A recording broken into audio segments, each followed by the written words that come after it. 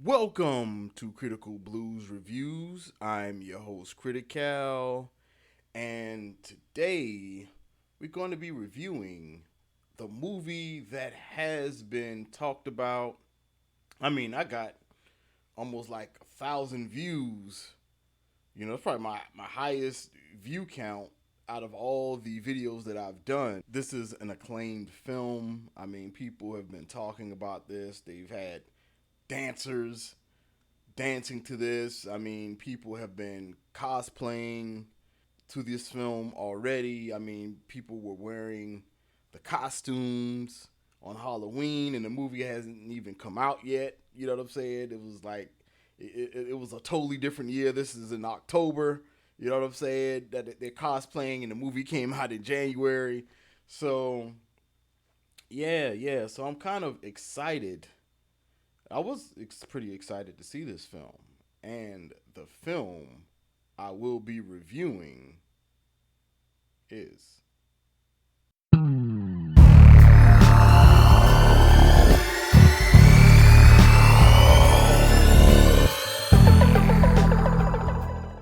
M3gan. Now, the director for this film, you have Gerard Johnstone.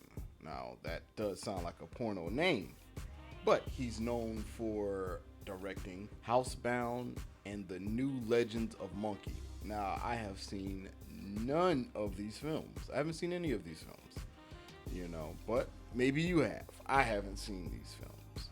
And the writers for this film, you have Akilah Cooper, and you might have seen her work in *Malignant* and *Luke Cage*.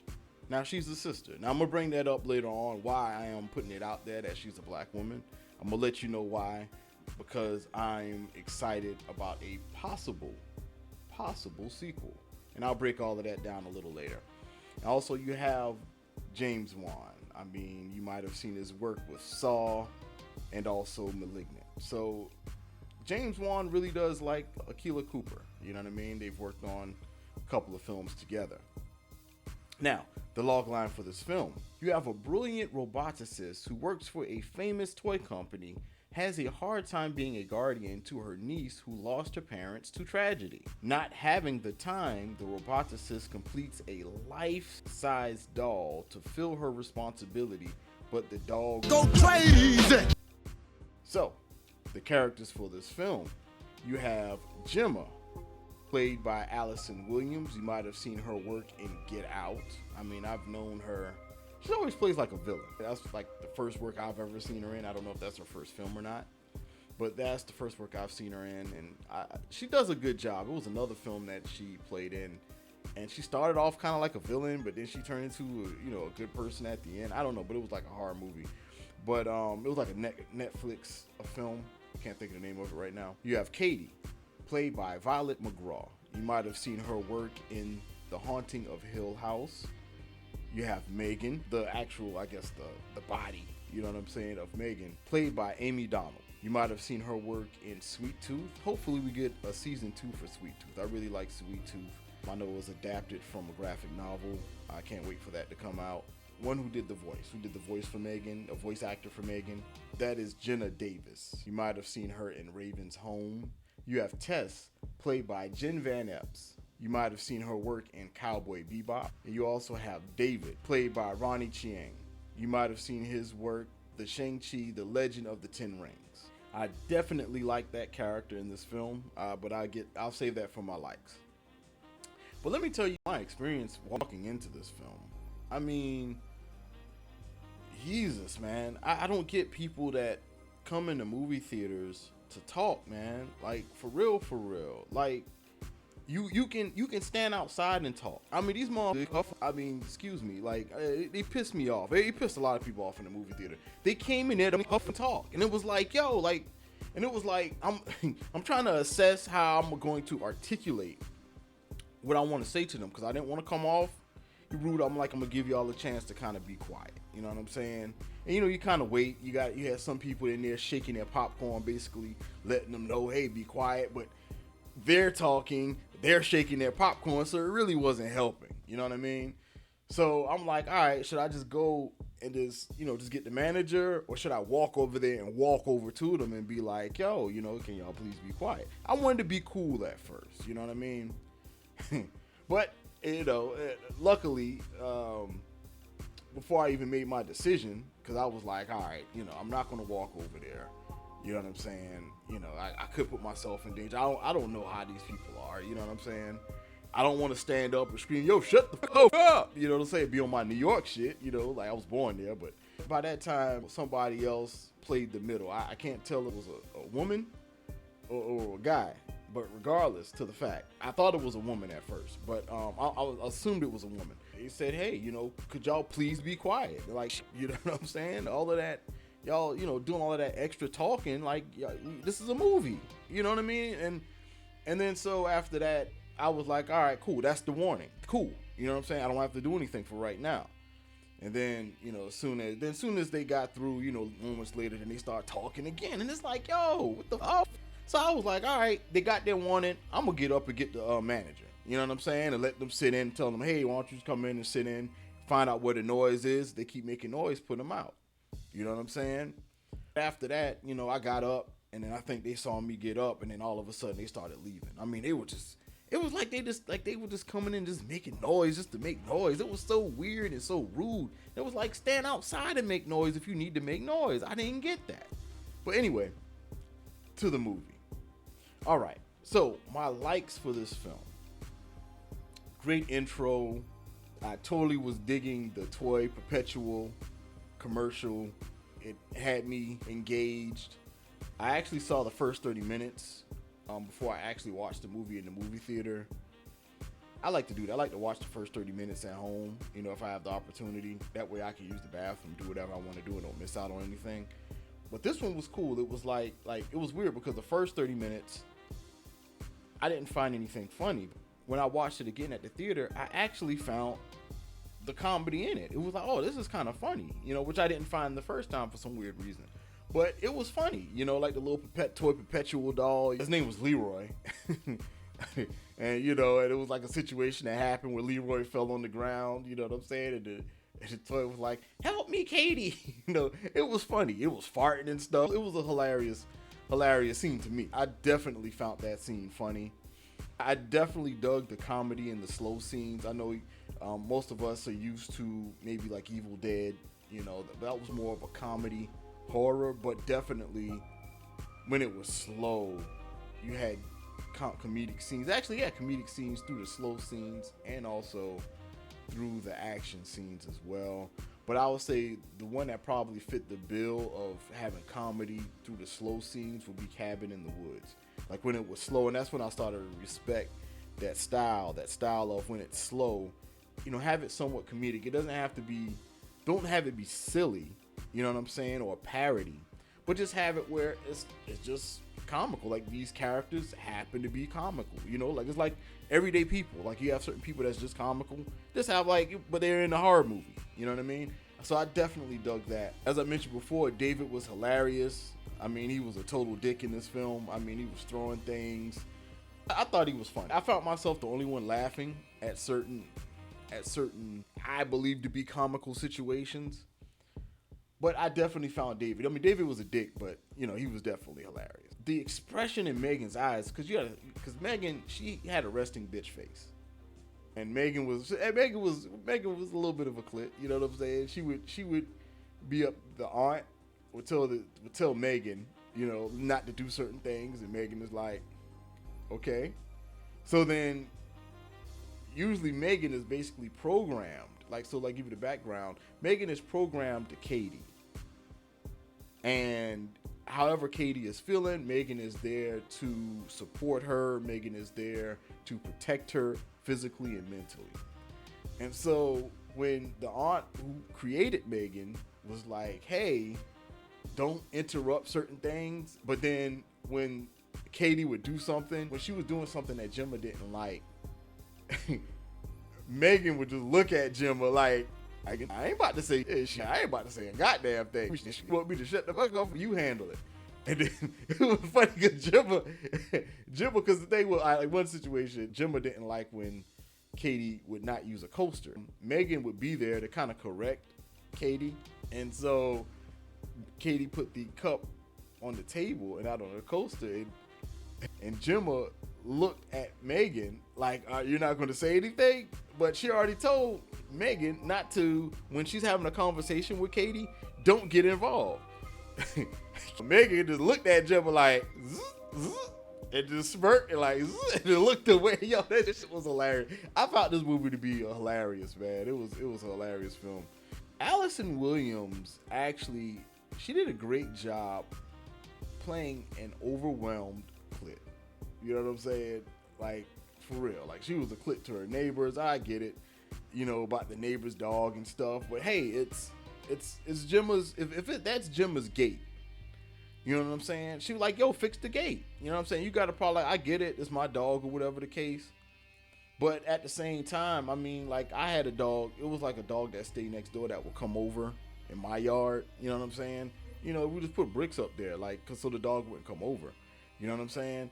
But for the most part, you know, if it's your gate and you got a hole in your gate or your fence or whatever the case, you got to do something about it. And I get it. It will probably be the owner's fault if the dog hurt somebody. But at the end of the day, you know, Gemma could have filled in her gate or whatever the case, but she decided not to. You could tell that she just didn't know what she was doing, especially when it came to interacting with Katie. You know, that wasn't her speed, you know, being a parent. I mean, she had no man, she had no family. You know what I mean? She was that single independent woman that was submerged in her work. I definitely like the characters. All of the characters were pretty good. All the characters were pretty good. Like I said, I told you I like David. I like Gemma. I mean, I felt like Allison, you know, really did well with Gemma. Tess, you know, she was cool. You know, everybody was, you know, pretty cool characters. You know what I mean? It wasn't a character where I just disliked them. You know what I mean? They felt like real people to a certain degree. You know what I mean? Of course, they were exaggerated, but they felt like real people to a certain degree. Even though the movie was rated PG-13, they had some pretty good death scenes. I mean, they weren't detailed death scenes, of course, because to be rated PG-13, you can't show too much blood and stuff like that. But I felt it was good. It didn't feel cheap. You know what I mean? You wanted more, but I have to give it a like, just the fact that it handled it. I might contradict myself in the dislikes, but, you know, that's fine. It's my show. I'm going to do that. This film, I believe with this film, Megan became Rookie of the Year for 2023.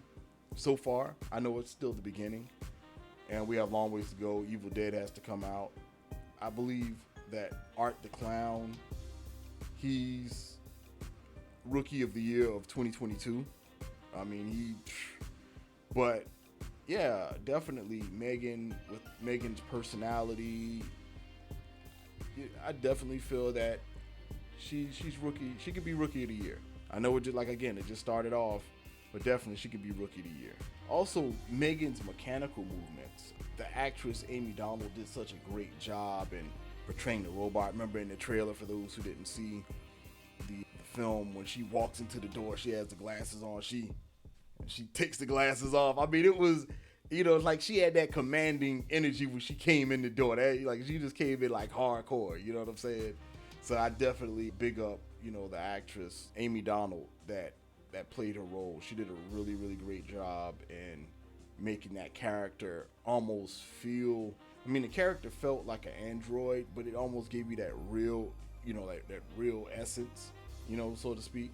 So definitely that. Also, to me, you know, I always felt like Megan looked like an Olsen twin. You know what I mean? So maybe it's just me. I've seen the memes of people. I think Brogy Nard, shout out to you, Brogy. He put a meme up of Vision and a Scarlet Witch. Like Megan is the baby to Vision and Scarlet Witch. That was like the meme. But when I first saw the trailer, I was like, is this an Olsen twin that's in the background playing his character? Because Megan looked like an Olsen twin to me. You know what I mean? Like, I wonder if they did that on purpose. Now, I wanted to get back to Akilah Cooper. I was saying there's a reason why I'm pointing out that she's a black woman, other than the fact that black girls rock, you know what I mean? But also the sequel, they showed a black Megan. in the film. It was a black Megan. They were talking about expanding Megan, and there was a black Megan. And as a black writer, that would be dope for her to write about this black doll Megan. That would be dope and interesting. You know what I'm saying? So I'm looking forward to that. And also for the sequel, Kurt uploaded files from Megan, so it's in the cloud. Yeah, I mean, either it's in the cloud or it's on his computer, but either way, Megan can get access to those files. And because she even got access to other systems, other network systems before, so this will be interesting. I definitely would be excited for a Megan sequel, especially if the doll's black. That would be dope. The theme for this film for me was children interacting with technology and taking them away from a social environment. Because a lot of times when you take kids out of social environments or used to technology, they're in their own world. And, you know, like they'll say a little, you know, like let's say they play Call of Duty, like the only teamwork that, you know, other than, you know, sports games and things like that, there's really, for a kid that's only on social media sites, you know what I mean? They're not really interacting with other, you know, kids. And with Katie, she was only interacting with Megan. And so that caused her to have behavioral issues because she doesn't know how to react or act around other children. Even we saw how she interacted with Gemma. Like Gemma, she knows how to interact with her team, but children, she didn't know how to interact with children. Katie, only being with Megan and Katie understanding Megan and learning from Megan, it'll be hard for her to adapt around other children, you know, like, and that's how it is today. And I think that's the theme, you know, children not being able to adapt in social environments. Like even the dating scene is kind of set up to where you interact with people through dating apps. You know, it's not about you going out there and you all having a conversation. You go through swipes and all of that stuff and get it. Everybody gets sexually satisfied, and then you don't have any interaction. Now you're face to face and don't know what to say to each other, and you just go home. You know what I'm saying? But let's just drop it down to a lower age. But definitely, you know, I feel like this is the theme about children with technology and not being able to adapt in a social situation. Alopecia Megan was hilarious. That was wild. Like when Megan had when they gave Megan the George Jefferson. That was funny. That was funny. So many funny scenes. Like even with Megan and the dog. You know what I'm saying? Like with Megan, the dog was damn molly-whopping Megan. Megan got up with leaves in her hair. Was like,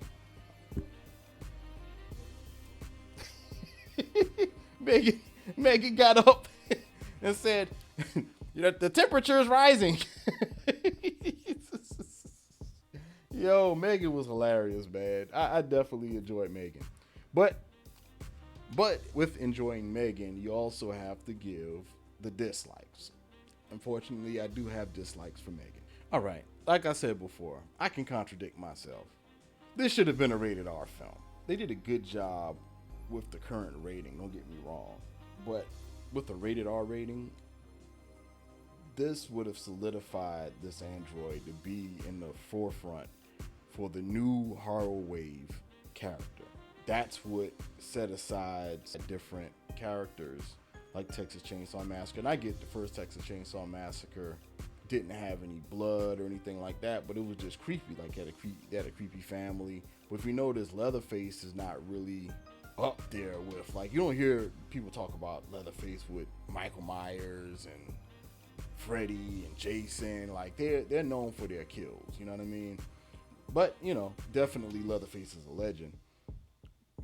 But I definitely believe that if they allowed more blood in this, they would, like, Megan would be up there. Definitely, she would be up there because the things that she did were pretty creepy. why was Megan so damn strong? That didn't make any sense to me because first of all, it's a children's toy. It's a doll, and I get it. It has electronic programming in it to move and stuff like that. But to sit up there and rival or even overpower a human being is ridiculous. Like that shouldn't be. Like that shouldn't even be in the exoskeleton or in the programming of Megan. You know what I mean? Like unless Megan is there to ward off oncoming attacks, then it makes sense. You know what I mean? Like that's a protector. But other than that, no, like there's no reason Megan should be that strong. But it's a movie, I get it, but still dislike. See, the thing also too, Gemma was second in command, right? And Megan is there to protect Katie emotionally and physically. Now, emotionally, you don't want Katie to be scared. Like after a certain scene in the film, normally Megan would have backed off because she would have seen that Megan is scared and she would know not to go to certain lengths to scare Katie. But to sit up there, and it was a movie, but I get it. In logic, it kind of went off the rails for me when attacking Gemma. You know what I mean? Because attacking Gemma, Katie would have found out that, hey, you know, you did something to Gemma. You know what I'm saying? And, you know, like her saying, I'll rip your head off in front of her if she comes out here. Like you're going to terrify Katie, and that's not your programming. Your goal is to protect Katie at all costs. If your goal is to control the internet system or control social media, control technology and stuff like that, then fine. But then again, in that situation, you wouldn't have gone back to the house if that was your goal, was to dominate, you know, the systems. You know what I'm saying? But your goal was to make Katie feel safe. That's why you went back to the house. But to sit up there and threaten Gemma and hurt Gemma, that would upset Katie. You know what I mean? And then all of a sudden you just drop that your goal. You know what I'm saying? So what is your goal now? You know what I'm saying? Like you dropped that goal to protect Katie, and it was just like, all right, you know, I get it. We're doing things to make the movie move along. You can't get stuck. But still, I still noticed that. I was just kind of like, you know, okay, that's interesting. Now, it would have been interesting if Katie wanted that for a split second, and then Megan reacted to Katie wanting that. Then you got, okay, now you got an argument, you know, because sometimes kids do things out of emotions, you know, be like, I hate you, you know, and that, they might feel like that for a split second, but they don't necessarily hate the person. They're just lashing out, and then Megan is reacting to that response that Katie may have of, I hate you, you know what I mean? But that never happened, so, you know. Gemma needs to go to jail. If anybody needs to go to jail, it's Gemma. She needs to go to jail because it's her creation. She's the one that left out the special programming to keep Megan in line. So, yeah. I did like the way Megan tried her best to stay out of the cameras. Megan made it like a death-suicide type situation and stayed away from cameras. You know what I'm saying? So, therefore, when we get a sequel, people are going to put Megan on the market because nobody knows except for Gemma and Katie, Tess, and, you know, the other guy that Megan is behind this whole operation. So only 4 people know that Megan is fucked up. So Gemma needs to go to jail. I mean, her team, maybe, but Gemma is the one that, you know, did everything, executed everything, and, you know, people were telling her, Tess was like, she wasn't feeling getting the green light on this, and, you know, and she told her, and Tess wasn't feeling it. So yeah, definitely Gemma needs to go to jail. The scene that everybody talked about and people are mimicking from the trailer, the dancing scene, that was cool for the trailer, but watching it in the movie, it didn't make sense. It didn't make sense whatsoever because it wasn't like she was short-circuiting, you know what I'm saying? Like something happened to her and she was just glitching and started dancing. Her intent was to kill, but she is short-circuiting while she's trying to make that kill. You know what I mean? she just started dancing out of the blue, and it was good for the trailer because like, oh, look at that, she's dancing and she's, you know, and all of that other shit, you know, it just, you know, for the movie it was like, all right, it doesn't really make sense, but for the trailer it's like, oh, that's dope, you know what I mean? So I get that, but for me it didn't make sense.